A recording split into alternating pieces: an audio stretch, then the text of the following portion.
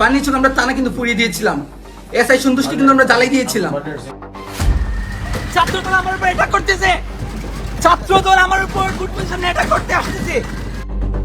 বানিয়াচং থানা আমরা পুড়িয়ে দিয়েছিলাম, এসআই সন্তোষকে জ্বালিয়ে দিয়েছিলাম। থানায় বসে এই হুমকি দিয়েই একসময় আলোচনার কেন্দ্রে এসেছিলেন বৈষম্য বিরোধী ছাত্র আন্দোলনের হবিগঞ্জের নেতা মাহাদি হাসান। আর এবার সেই মাহাদিকেই দেখা গেল হামলার আশঙ্কায় নিরাপদ আশ্রয়ের জন্য থানায় ছুটে যেতে। আসলে ঠিক কি ঘটেছিল সেখানে? ওরা আমার কাছে দৌড়াচ্ছে পিছনে।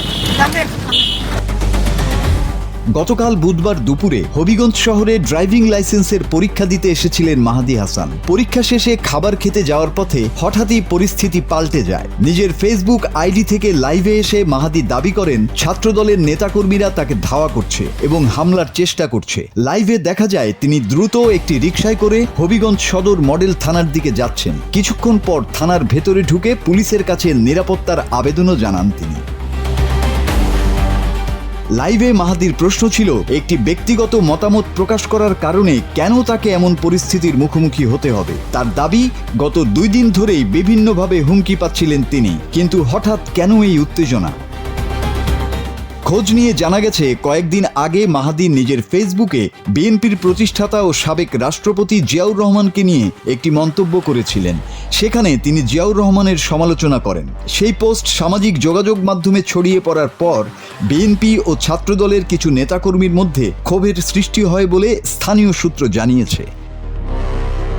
তবে অভিযোগটি সরাসরি অস্বীকার করেন জেলা ছাত্রদলের সাধারণ সম্পাদক জিল্লুর রহমান। তিনি জানান, মাহাদির ফেসবুক লাইভেই প্রমাণ মিলেছে যে ঘটনাটি সাজানো, কারণ লাইভে রিকশার পেছনে কাউকে ধাওয়া করতে দেখা যায়নি। এদিকে গতকাল থানায় নিরাপত্তা পেলেও আজ বৃহস্পতিবার সকালে ডিসি অফিসের সামনে তিনি কতিপয় বিক্ষুব্ধ জনতার মারধরের শিকার হয়ে জেলা সদর হাসপাতালে ভর্তি হন। অন্যদিকে হবিগঞ্জ সদর মডেল থানার ওসি জাহিদ হোসেন জানিয়েছেন, মাহাদি থানায় এসে ধাওয়ার অভিযোগ করেছেন ঠিকই, তবে লাইভ ভিডিওতে কাউকে দেখা যায়নি। পুলিশ বিষয়টি খতিয়ে দেখছে।